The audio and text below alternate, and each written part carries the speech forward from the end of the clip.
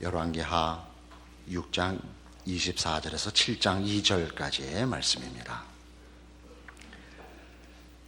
이후에 아람 왕 베다낫이 그의 온 군대를 모아 올라와서 사마리아를 에워싸니 아람 사람이 사마리아를 에워싸므로 성중이 크게 줄여서 나귀머리 하나에 은 80세겔이요 비둘기똥 4분의 1갑에 은 5세겔이라 하니 이스라엘 왕이 성 위로 지나갈 때에 한 여인이 외쳐 이르되 나의 주 왕이여 도우소서. 왕이 이르되 여호와께서 너를 돕지 아니하시면 내가 무엇으로 너를 도우랴? 타작마당으로 말미암아 하겠느냐? 포도주 틀로 말미암아 하겠느냐 하니라. 또 이르되 무슨 일이냐 하니 여인이 대답하되 이 여인이 내게 이르기를 내 아들을 내놓아라. 우리가 오늘 먹고 내일은 내 아들을 먹자 하매 우리가 드디어 내 아들을 삶아 먹었더니 이튿날에 내가 그 여인에게 이르되 네 아들을 내놓아라. 우리가 먹으리라 하나 그가 그의 아들을 숨겼나이다 하는지라. 왕이 그 여인의 말을 듣고 자기 옷을 찢으니라. 그가 성 위로 지나갈 때에 백성이 본즉 그의 속살에 굵은 배를 입었더라. 왕이 이르되 사밧의 아들 엘리사의 머리가 오늘 그 몸에 붙어 있으면 하나님이 내게 벌 위에 벌을 내리실지로다 하니라. 그때 엘리사가 그의 집에 앉아있고 장로들이 그와 함께 앉아있는데 왕이 자기 초소에서 사람을 보냈더니 그 사자가 이르기 전에 엘리사가 장로들에게 이르되 너희는 이 살인한 자의 아들이 내 머리를 베려고 사람을 보내는 것을 보느냐? 너희는 보다가 사자가 오거든 문을 닫고 문 안에 들이지 말라. 그의 주인의 발소리가 그의 뒤에서 나지 아니하느냐 하고 무리와 말을 할 때에 그 사자가 그에게 이르되 왕이 이르되 이 재앙이 여호와께로부터 나왔으니 어찌 더 여호와를 기다리리요? 엘리사가 이르되 여호와의 말씀을 들을지어다. 여호와께서 이르시되 내일 이맘때에 사마리아 성문에서 고운 밀가루 한 스아를 한 세겔로 매매하고 보리 2스아를 한 세겔로 매매하리라 하셨느니라. 그때 왕이 그의 손에 의지하는 자 곧 한 장관이 하나님의 사람에게 대답하여 이르되 여호와께서 하늘에 창을 내신들 어찌 이런 일이 있으리요 하더라. 엘리사가 이르되 내가 내 눈으로 보리라. 그러나 그것을 먹지는 못하리라 하니라. 북왕조 이스라엘의 수도인 사마리아를 이제 아람이 둘러싸서 그 공격이 엄중해서 성중이 줄이게 됐습니다. 그 나귀 머리 하나에 은 80세겔이고 비둘기똥 4분의 1갑에 은 5세겔이라 이렇게 되어 있습니다. 요 개역 개정판 전에 주로 쓰던 우리 성경 번역엔 합분태라 그래갖고 그 어지간한 한문 실력 갖고도 무슨 소리인지 모르게 돼 있었는데, 그러니까 비둘기 배설물 4분의 1갑이 은 5세겔이라 얼마나 줄였는지 짐작이 가죠. 그 이후에 나오는 내용은 더합니다. 자기 아들을 삶아 먹었다 그런 표현까지 나오게 대단히 참혹한 지경에 이르고 있습니다. 이 곤경에 대하여 이스라엘 왕의 태도가 그런데 대단히 괴이합니다. 그는 이 문제를 하나님 탓으로 돌리고 있는 것을 보게 됩니다. 26절 보시면 이스라엘 왕이 성 위로 지나갈 때 한 여인이 외쳐 이르되 나의 주 왕이여 도우소서. 왕이 이르되 여호와께서 너를 돕지 아니하시면 내가 무엇으로 너를 도우랴. 하나님 탓이다. 나한테 뭐라 그러지 마라. 이런 말도 하고, 또 30절에 보면 그 아이를 잡아먹은 그 소송에 대하여 왕이 그 여인의 말을 듣고 자기 옷을 찢으니라. 그가 성 위로 지나갈 때 백성이 본즉 그의 속살에 굵은 배를 입었더라. 그러니까 참혹한 현실을 그가 공감하고 참여하고 있습니다마는 책임은 이렇게 전가합니다. 31절 왕이 이르되 사밧의 아들 엘리사의 머리가 오늘 그 몸에 붙어 있으면 하나님이 내게 벌 위에 벌을 내실지로다. 그러니까 엘리사를 저주하는 것은 엘리사가 하나님의 종이기 때문이고 이 모든 참혹한 현실은 하나님 탓입니다라는 그 분노와 저항을 명백하게 보이고 있습니다. 엘리사가 나중에 이 문제를 하나님이 해결하셔서 내일 이맘때가 되면, 그러니까 24시간 내에 이제 이 모든 문제가 해결이 되고 좋은 스테이크 10인분에 200원 하고 햄버거 같은 거는 공짜로 먹을 겁니다 라는 식의 얘기를 하자 7장 2절에 보면 그때 왕이 그의 손에 의지하는 자 곧 한 장관이 하나님의 사람에게 대답하여 이르되 여호와께서 하늘에 창을 내신들 어찌 이런 일이 있으리요.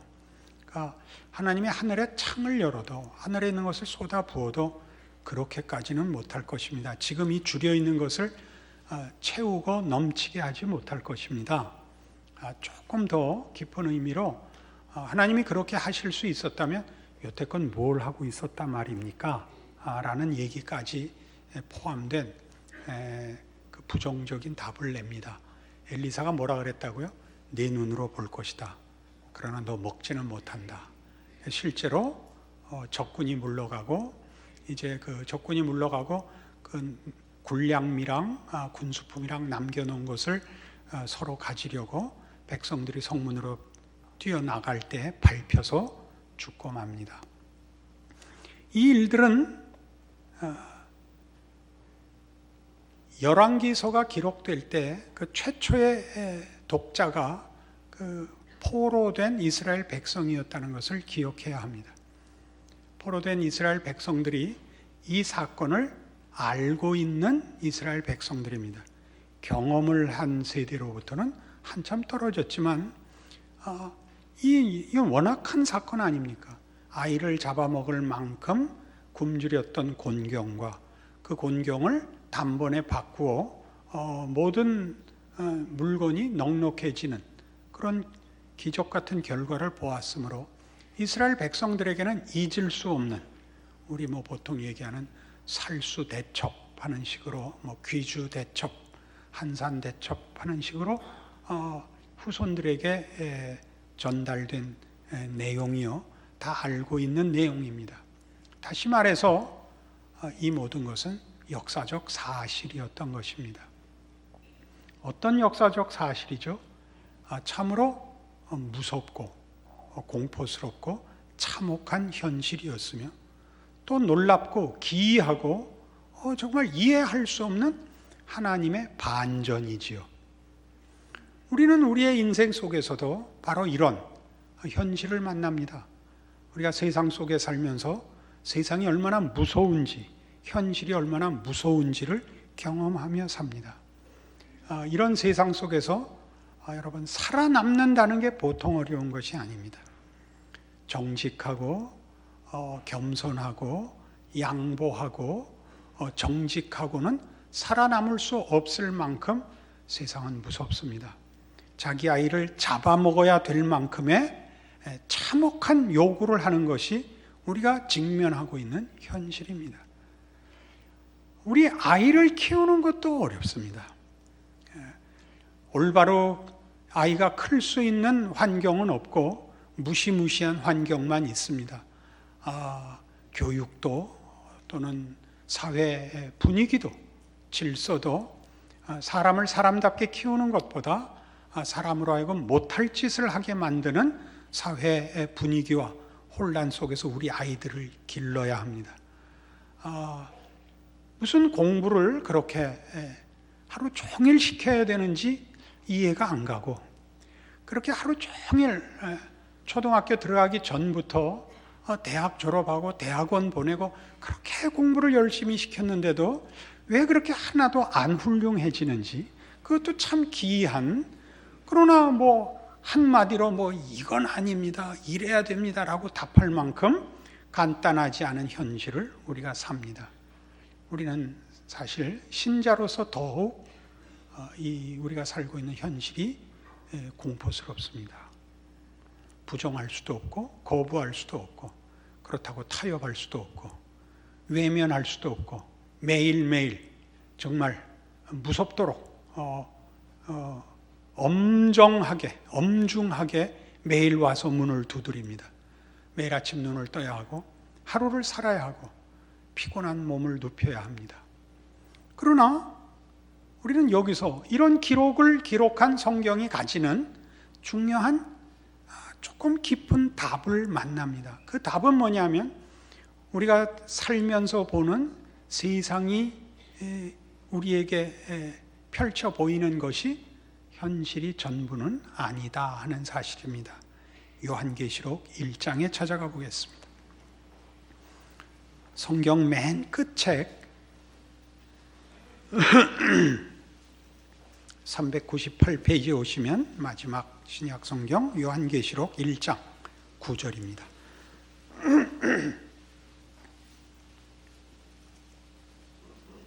나 요한은 너희 형제요 예수의 환난과 나라와 참음에 동참하는 자라.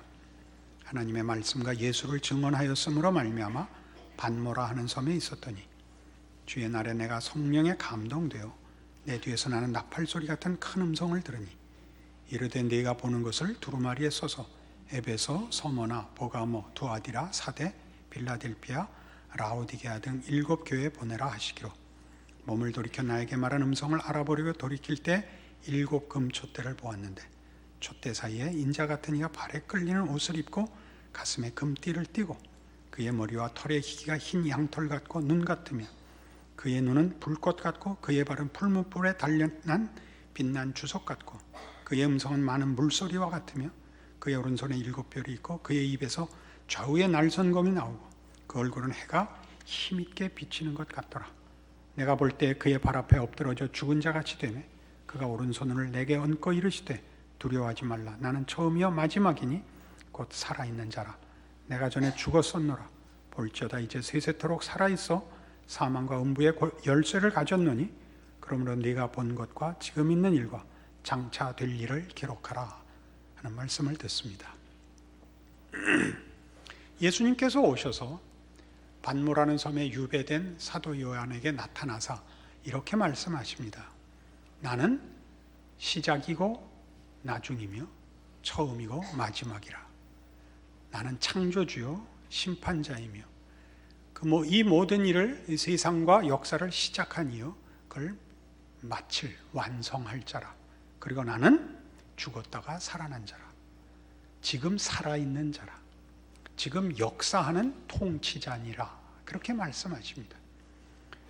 그러니까 우리가 아까 본 사마리아 성의 기근, 적군에 포위되어 참으로 신라 같은 생명을 연장해야 되는 곤경한 처지에 있는 그 모습이 우리의 현실인 것이 사실이지만 성경은 우리의 현실은 그것보다 더 큰 현실이, 그것보다 더 웅장하고 깊은 현실이 있다고 가르칩니다. 그 현실은 뭐냐? 하나님이 역사와 세계를 그리고 우리 모두를 지금 다스리고 있는 이 사실이 현실이라는 것입니다. 세상이 우리를 위협하며 펼쳐놓는 현실이 우리를 공포스럽게 하며 당황하게 하며 쩔쩔매게 한다면 하나님이 우리에게 펼쳐놓는 현실들은 우리를 위로하며 힘을 줍니다. 이렇게 말씀하십니다. 내가 주인이다. 내가 너희에게 생명을 주고 영생을 주려 하노라.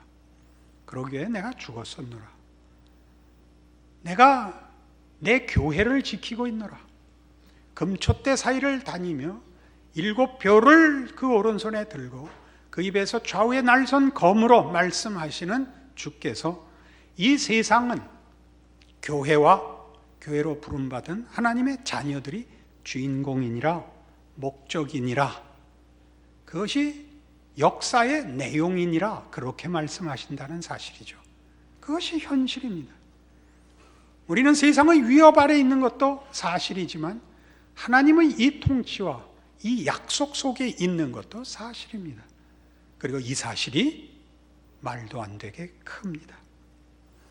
우리는 이 7 교회에 보낸 편지들이 하나님께서 말하자면 이 세상 역사에 무엇을 요구하시는가, 무엇을 이루려고 하시는가를 요약했다는 사실을 압니다.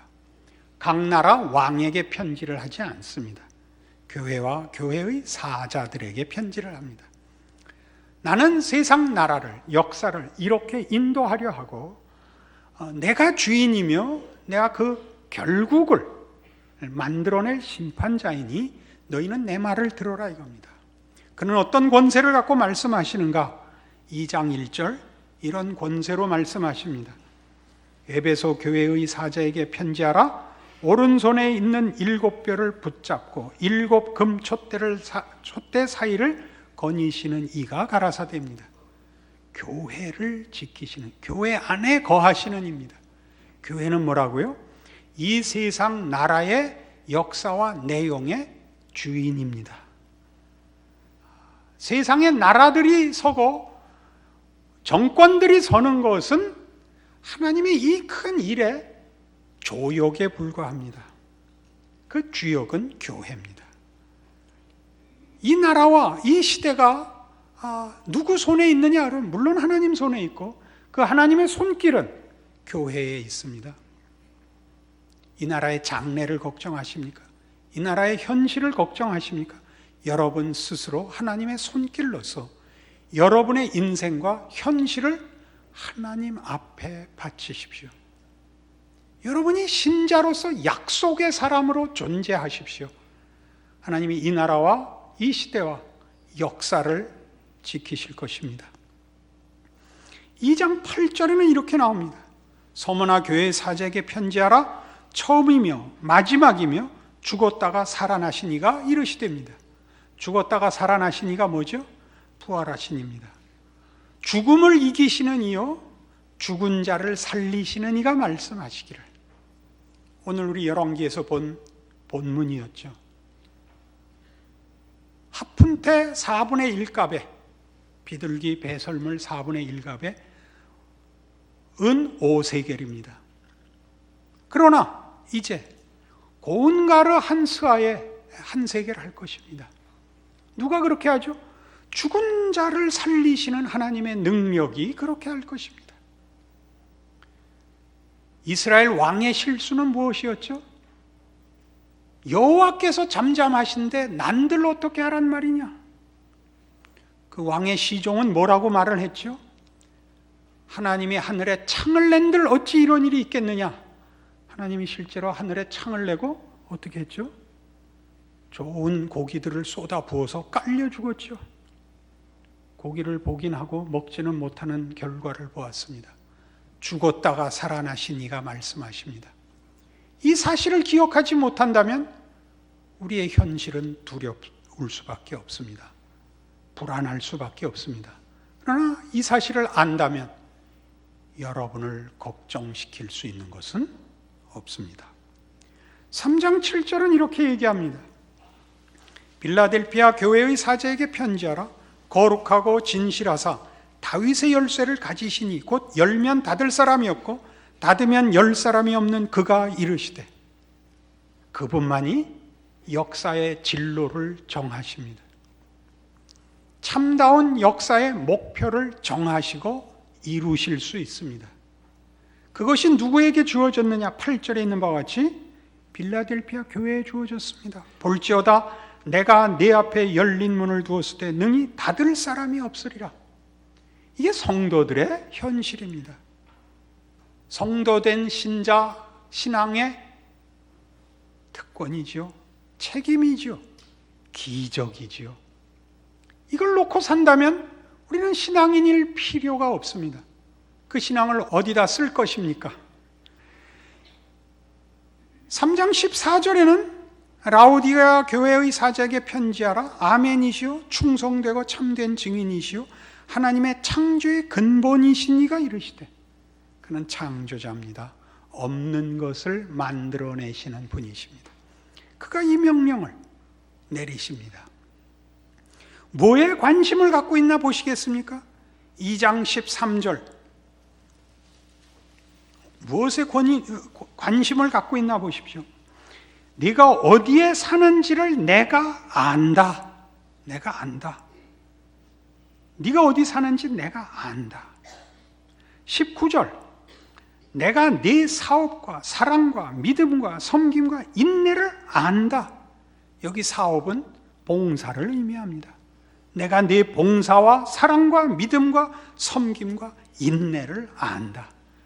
우리의 관심은 뭐죠? 고통과 형통과 자랑이죠. 그렇죠? 우리의 관심은.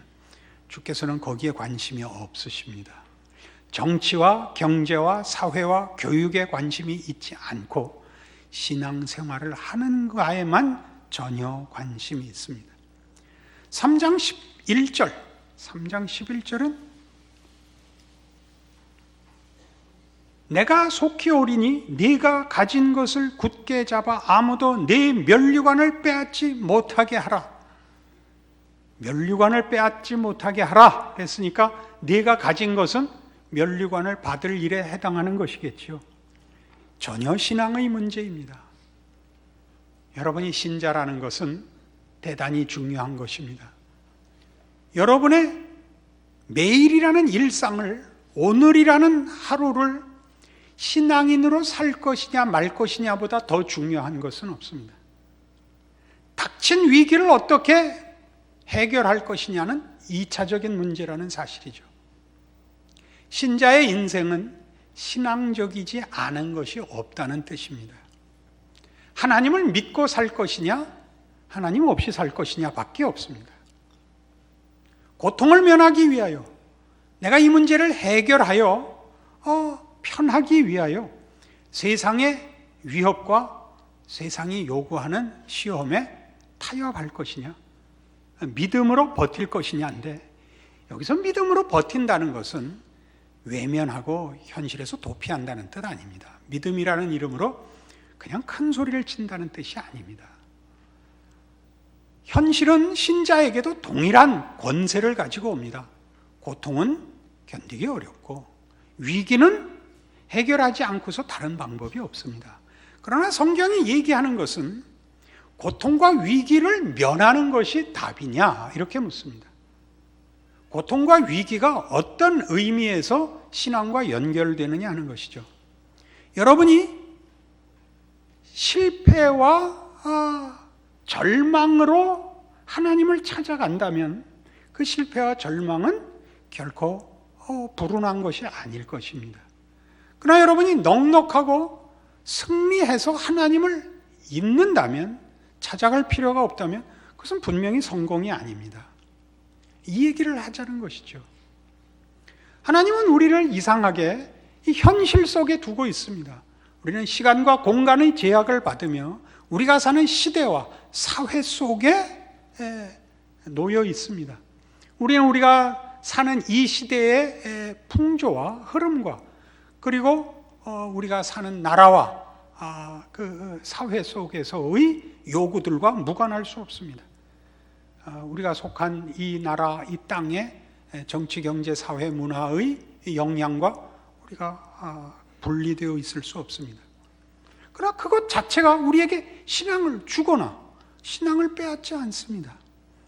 우리를 신앙으로부터 떼어내려는 시험이 될 수 있죠. 우리가 그 문제들을, 고통들을, 위기들을, 고난들을 생각하고 더 깊이 묵상하여 하나님 앞에 그 문제를 끌고 간다면 우리를 넘어뜨릴 수 있는 건 아무것도 없습니다.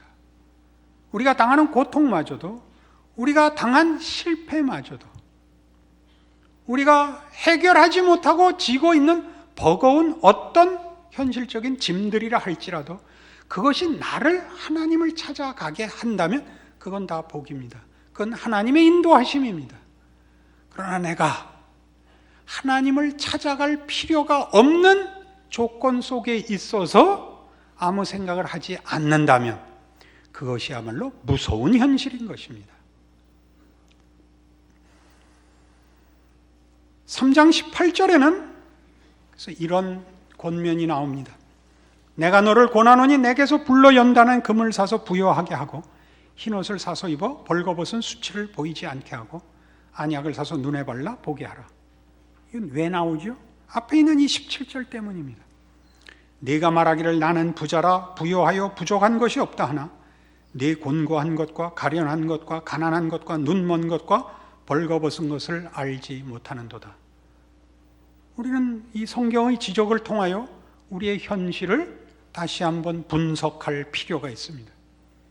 우리의 분석은 고통을 기준하고 세상적 자존심에 근거하고 있을 뿐입니다.